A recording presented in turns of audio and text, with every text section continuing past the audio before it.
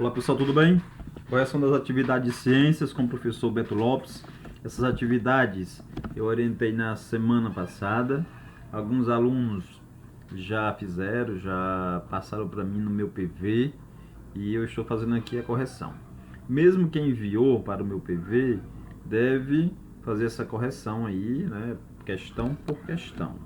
Se você tiver acertado todas as questões, não há necessidade de devolver para meu PV. No entanto, se você precisa, né, mudar a resposta de alguma questão, você faz essa mudança e envia para mim novamente. Para quem não fez ainda, pode responder as questões, tá? E depois compara com as respostas que eu estou enviando, tudo bem? Questões ainda sobre o sistema digestório, né, assunto que já foi trabalhado ultimamente, e hoje nós estamos vendo algumas situações onde a gente aplica esse conhecimento que nós estudamos. Trazendo aqui uma estrutura do sistema digestório, né, as principais partes que compõem o referido sistema, só para a gente estar relembrando, e com isso vamos responder as seguintes questões que eu passei, seguintes atividades. Passei a atividade 5 aí, né? E nessa atividade diz o seguinte: considere os seguintes constituintes de alimentos: proteínas, minerais, óleos, vitaminas, amido, fibras da dieta, açúcar de cana e gorduras. Pede para responder.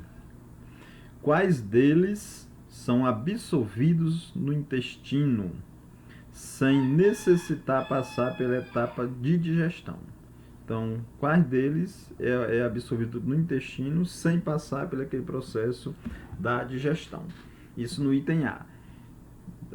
Desses constituintes, a gente tem que os minerais e as vitaminas, né, pela sua constituição, eles são absorvidos, né, logo no intestino, não precisa passar pela digestão. Item B. Deles, né, quem deve sofrer digestão para poderem ser absorvidos. Então, desses aí, passa pelo processo digestório as proteínas, amido, açúcar de cana, óleos e gorduras.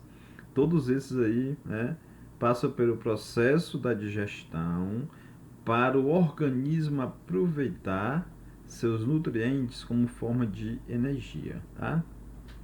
E pergunta, quais deles não são digeridos nem absorvidos?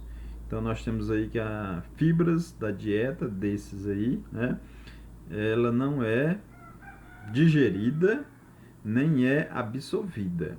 Ela participa, né, no processo aí da digestão, favorecendo a evacuação, mas não é aproveitado como nutriente, tá bom? Já falamos sobre isso em outras oportunidades.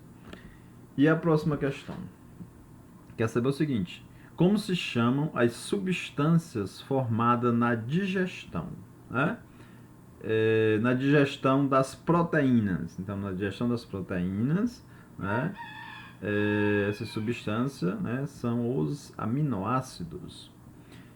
E na digestão dos lipídios, a parte de gorduras aí, né, chamada de glicerol e ácidos graxos, tá? Vamos para a próxima agora. Questão 7. Há pessoas que, por terem certos problemas de saúde, sofrem a remoção cirúrgica da vesícula biliar. Esse procedimento, embora clinicamente necessário, afeta a digestão de um tipo de nutriente. Que tipo de nutriente é esse? E como você chegou a essa conclusão? Então vamos lá. Trazendo aqui a estrutura, né, do fígado, onde mostra que essa vesícula biliar, ó, né, por questões, né, clínicas e tudo, às vezes, em alguns casos, é preciso retirar essa vesícula biliar, né? Então, o que acontece com essa retirada, tá? Então, o procedimento afeta a digestão dos nutrientes do tipo lipídio. A vesícula biliar é um reservatório de bile, que atua como um detergente natural. dispersando os lipídios na água sob a forma de minúsculas gotas, chamada de emulsificação, e favorecendo a atuação das enzimas que os digerem. Então, certo? A bile tem aí essa importante função, certo? De liberar, né, essa substância. A gente compara com um detergente, que você vai retirar gordura. Então, a bile é como se fosse um detergente natural, tá? Que vai favorecer aí, né, a atuação das enzimas que as digerem. Sem a vesícula biliar, diminui a quantidade de bile usada na digestão dos lipídios, o que atrapalha a digestão desses nutrientes, né? Então, vai realmente atrapalhar, vai demorar bem mais, vai exigir bem mais do organismo. Então, a bile tem aí essa função e aí é a resposta da atividade. Próximo agora. Atividade 8. Comer muito rápido é prejudicial para a digestão. Explique por quê. Então, vamos conversar um pouco sobre, né? Ao comer muito rápido, os alimentos, né, não são bem mastigados, ou seja, não são triturados em pedaços pequenos. As enzimas digestórias levam mais tempo para digerir os pedaços grandes do que para digerir os pequenos. Então, comer muito rápido, você vai estar exigindo, você vai estar forçando muito o organismo, tá? Então, o correto é mastigar bem, deixar os alimentos bem triturados em forma de uma massa, de uma pasta, porque aí as enzimas vão ter uma melhor atuação. Você não vai estar forçando tanto o organismo. Aqui você pode imaginar o seguinte, tá? Comer um pedaço de doce, por exemplo, certo? Se esse pedaço, certo, é grande, certo? Então você precisa mastigar mais, mastigar para deixar pedaços bem pequenos, para facilitar, certo, o processo das enzimas. Se você comer um pedaço grande, então para que esse pedaço grande possa ser através de enzima, né, transformado em pedaços pequenos, vai demorar bastante tempo. Então a mastigação tem aí essa grande função no processo digestório, tá? A 9 e última questão.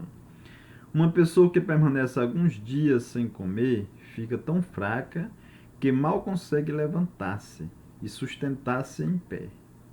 Usando o conceito de respiração celular e o fato de que os músculos são formados por células, explique por que ficar longos períodos sem se alimentar provoca fraqueza. Então, vamos lá, né? Nós temos como resposta aqui: sem alimentação, haverá falta de glicose para as células utilizarem no processo de respiração celular.